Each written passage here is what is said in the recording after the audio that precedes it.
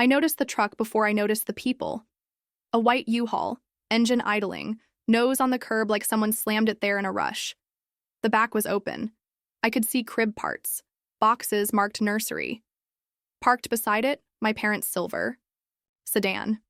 Then Chase's beat-up Honda. I didn't get out right away. I sat there with both hands on the wheel, staring. My mother, Carol, paced near the entrance to my building, a phone pressed to her ear, nodding like that made it true. I cracked my window. "Yes, the locksmith should be here any minute," she said. "My daughter gave us permission, but she forgot to leave the key." My daughter. She didn't mean Kayla. I stepped out slowly, pulled my phone from my coat pocket, and dialed 911 with steady hands. The dispatcher asked what was happening. "My name is Natalie Blake. I live at 1447 Ellsworth Avenue. People are trying to get into my apartment without my permission." I hadn't spoken to any of them in more than 2 weeks. I looked into the truck and saw a rocking chair I hadn't seen since Kayla moved in with Chase. A box of bottles. A folded playpen. I hadn't told anyone I'd be away today. They just decided I would be. I stood in the cold watching my family carry the shape of my future in boxes, like it was already theirs. I kept wondering when they decided my home belonged to them. This wasn't just about a nursery. It started long before. Back then, I didn't even notice what I was giving up. I bought my place 2 years ago. Not big, not fancy, but every inch. Feels like my name is written on it because I earned it inch by inch. After college, I lived in a studio over a dry cleaner. In summer, the walls sweated. In winter, the paint felt like ice. I kept food in a mini fridge and folded clothes into plastic bins under my bed. The rent was cheap. That was the point. I worked. At a marketing firm by day and freelanced at night. I said no to dinners out, no to trips, no to weekends away. I ate oatmeal and canned soup. I sent my main paycheck straight to savings and lived off my side gigs. After 7 years, I had a down payment. I cried signing the mortgage papers, not from fear, but because it was the first time in my adult life that something finally belonged to me. It's a 2-bedroom in a quiet neighborhood.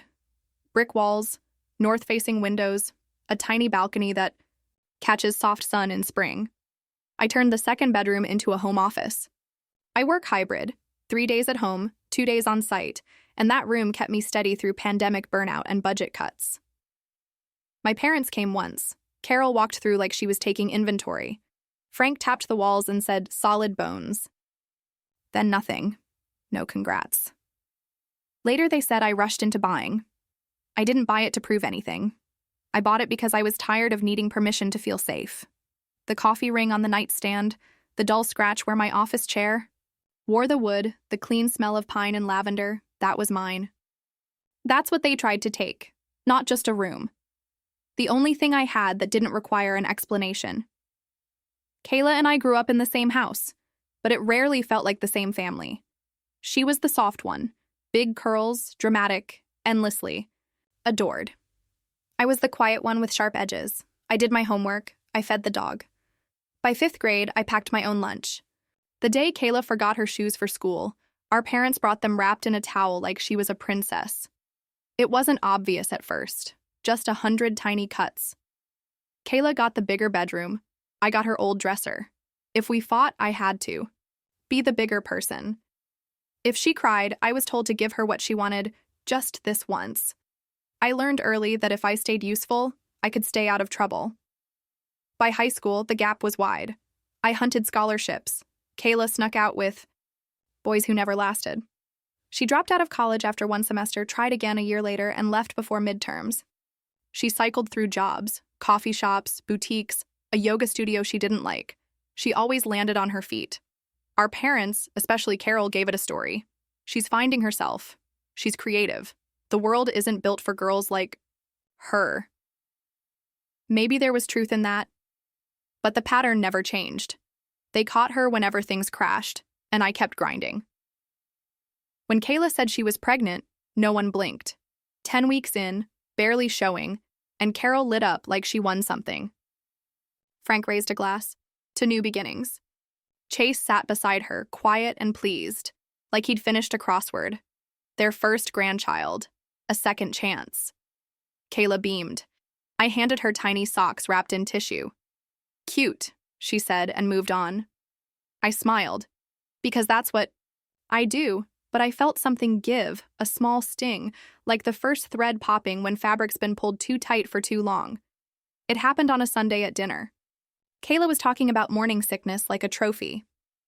Chase mentioned his band may be getting a local gig. Carol served pie. As I reached for my coffee, Carol said, "We need to talk about your apartment." I thought she meant the neighborhood. She meant the apartment itself. "It's a great space," she said. "Perfect layout, lots of light, close to the park." Frank nodded like he was pitching me. "Babies need space, a nursery. You're just one person, Nat. You don't need 2 bedrooms." I blinked. "I do. One's my office." Carol smiled like she didn't hear. "Kayla and Chase are tight on space. That 1 bedroom won't work when the baby comes." Chase kept eating. Kayla rubbed her stomach like it meant more than 10 weeks should. "You want me to let them move in?" I asked. They didn't flinch. "It's logical," Frank said. "You could find something smaller. You'd even save money." "Not rent it?" I asked. "Give it?" "Family helps family," Carol said. "And when you have kids, Kayla will help you." Kayla's smile was soft and closed. "No thanks. Just certainty." I set down my cup. "No," not loud, just firm. Carol's eyes watered. "I just thought with everything your sister's going through," Frank added, "it's not about property, it's about people." Then Kayla finally spoke. "Some people just aren't meant to be ants." I stood and walked out. The text started that night. Articles about family values, infographics about single occupancy versus families. A spreadsheet from Frank, no joke, showing ideal square footage per person, color-coded, with one cell labeled emotional ROI. Then calls from Carol, Aunt Diane, cousins I hadn't heard from in years. They all hummed the same tune. I was selfish. I was making a pregnant woman homeless. I was letting family down. No one, not one, asked why I said no. My family doesn't scream. They nudge. They lay guilt so softly it feels like care. For a week, I became a problem to solve.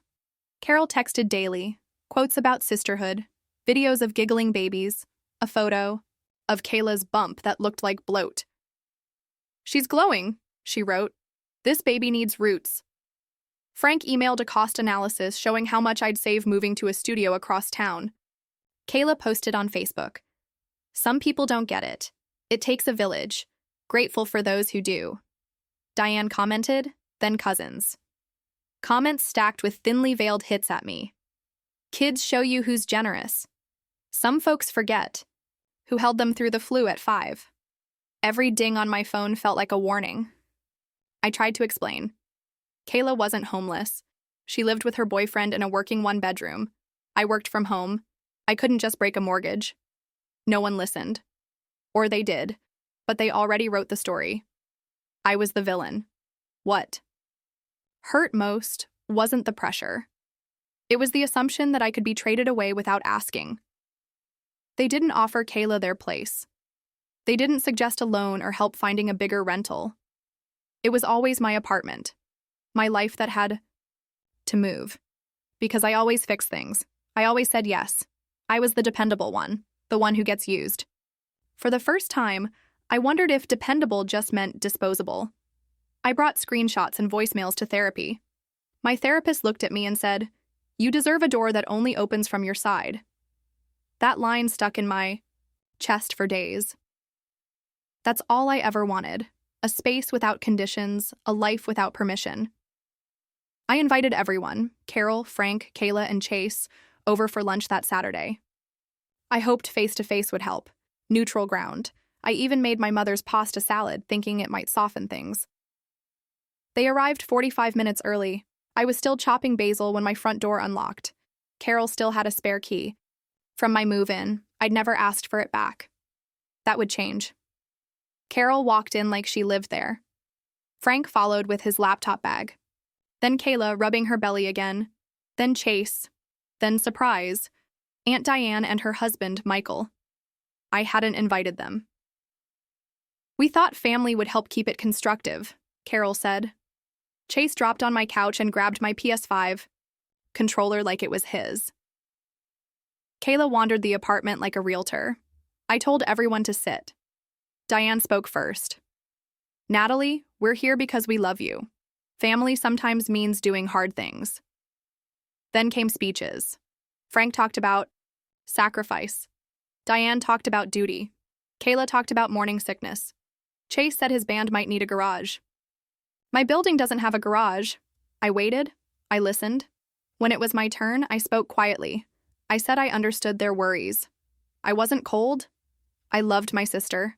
But this apartment is mine, not a community resource. I offered to help Kayla look for a new place. I even offered up to $1,000 toward a deposit. Kayla stood. I just need to check something, she said, and walked straight into my bedroom. I followed. She stepped into my closet and shone her phone flashlight at the walls. This will be perfect for a nursery, she said. The closet's big enough for a changing table. What are you doing? I asked. Just planning. Mom said you'd come around. In my office, Carol measured the wall with a tape measure. That's when I knew it wasn't a conversation. It never was. The next morning, I changed the locks. It felt dramatic, but I couldn't unsee my mother measuring my office and Kayla mapping a nursery in my closet. I thought that would be the end. It wasn't. 2 days later, Kayla sent me a Pinterest board called Natalie's Apartment Nursery. Ideas: 47 pins, paint colors, crib choices, a glider that cost more than my old rent. Caption: so excited. The next morning, Carol called in tears. She'd tried to let a designer in and was humiliated when the locksmith refused. Why make this harder than it needs to be? She said. That afternoon, my property manager called. Someone, he didn't say who, but we both knew, tried to add Kayla and Chase to my lease. When told only I could approve that, they asked about family transfer policies. There weren't any. The next day, my camera app pinged, 2 figures, at my door. Kayla and a woman in business clothes holding a clipboard. They tried multiple keys for 10 minutes and left. Then came the public Facebook event. Help Kayla move into her new home. My address is the location. 23 RSVPs. I commented, this is my apartment. Kayla does not live here and will not be moving in. The event was deleted within an hour, but not before screenshots landed in the group chat. Cruelty documented. Imagine doing this to your own sister. 3 weeks later, silence. No texts, no calls, no fights. I let myself believe they quit. They hadn't. On Thursday, while I was at my actual office downtown, my neighbor Kevin texted, "Hey, everything okay? There's a moving truck outside. Thought you were on vacation." My stomach dropped. I opened my camera app. There it was. A U-Haul. Carol's car in the visitor spot, Kayla's Honda behind it. The truck already open, filled with boxes labeled baby clothes, nursery, books Chase. I left work without a word. The 20-minute drive felt endless. When I pulled up, I saw Kayla's old crib, stacks of diapers, the same rocking chair, my name still on the door. They were getting ready to erase it. The building door was locked. Thank God. But I heard voices inside the hall. I pressed against the wall and listened. Carol's voice. Yes, the locksmith should be here any minute. My daughter meant to leave the key. I hit record. Then I dialed 911. The locksmith arrived, looking unsure. Frank handed him cash. Chase scrolled his phone like this was normal. I stepped out before anyone touched the lock. Don't, I said.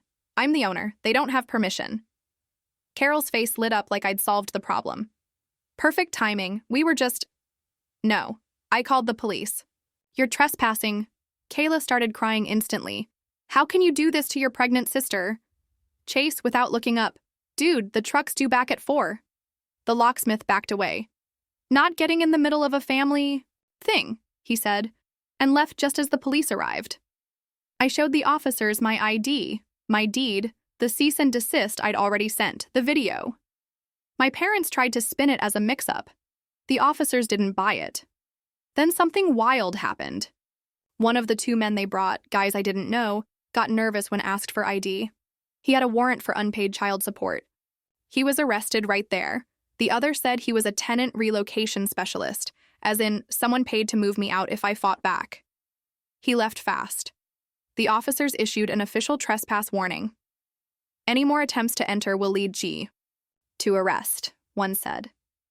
Frank looked at me. All this for an apartment? No, I said. All this because you thought I wouldn't fight back. The next morning, there was an envelope from my parents in my mailbox. Inside, a rental agreement, dated 3 weeks earlier, saying I would rent my apartment to Kayla for $500 a month. It was already signed by Kayla. Carol and Frank were listed as witnesses. A note. Natalie, we thought this would be fair. You can stay with us until you find something suitable. Mom and Dad. I called my lawyer. We sent another cease and desist. I filed for a restraining order and had the building formally trespass them. I changed my emergency contacts at work and removed them from my bank and insurance. Then I blocked them everywhere except through legal channels. The family chat exploded. Diane called me cruel. My cousin Mark texted, "Wow, money really does change people." Uncle Glenn chimed in, "Your grandparents would be ashamed." Carol sent one last message.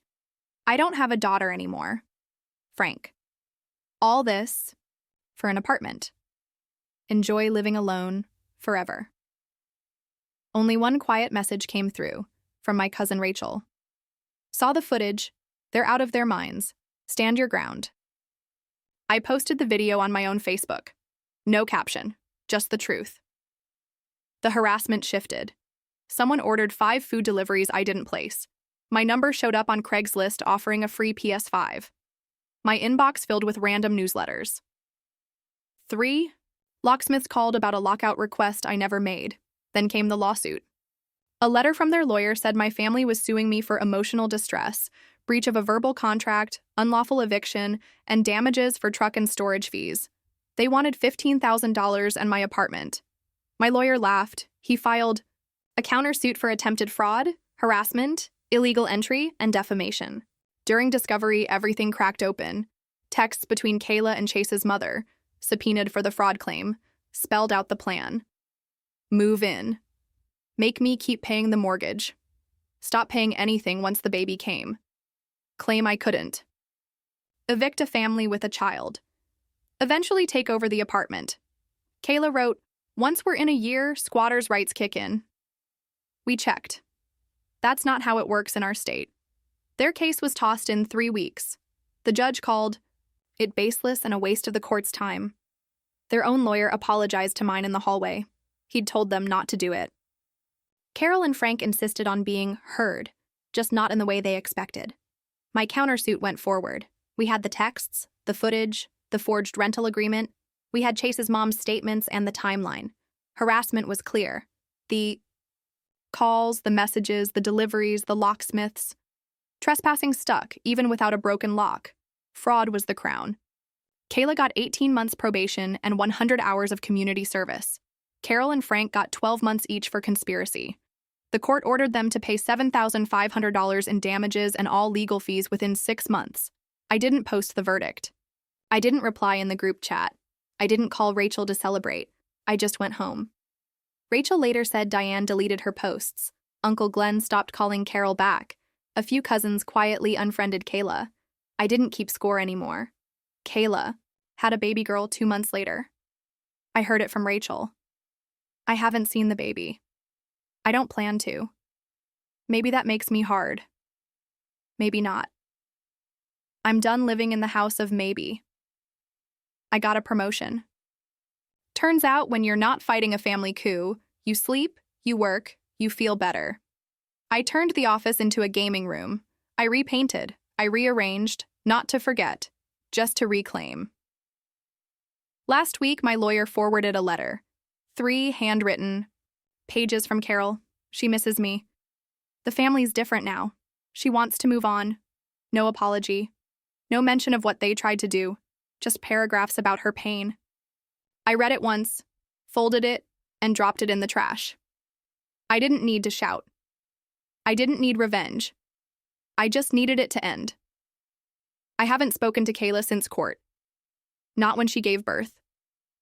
Not when Carol posted a blurry photo of the baby, wrapped in pink with the caption, "The light at the end of everything." Not when Chase disappeared 3 weeks later, packed his gear, moved to LA, just like he always said. He had $23,000 saved in a separate account. Rachel heard it from his mother, who was shocked too. Kayla had no idea. He never meant to stay. Not with her. Not with the baby. Now Kayla lives back at home. 5 people in one house. Kayla, the baby, Carol, Frank, and the echo of a plan that failed. Frank took extra shifts. Carol retired early to watch the baby. Rachel says the baby cries a lot. Kayla is overwhelmed, and Carol is too tired to pretend everything's fine. Sometimes I think about the baby. None of this was her doing. She didn't lie or push or scheme. She was born into a storm. So I did. One thing. I set up a trust, small but real. Enough to give her a choice someday. She won't hear about it until she turns 18. Kayla can't touch it. No note, no card, no strings. It isn't for them, it's for her. For a girl born into a mess I didn't cause and refuse to clean up. I don't know if she'll understand. Maybe she'll resent me for not being there. Maybe she'll never even know my name. But if one day she opens a letter with a college acceptance, or signs a lease she chose, or just looks around and realizes she's free, then that's enough. That's mine.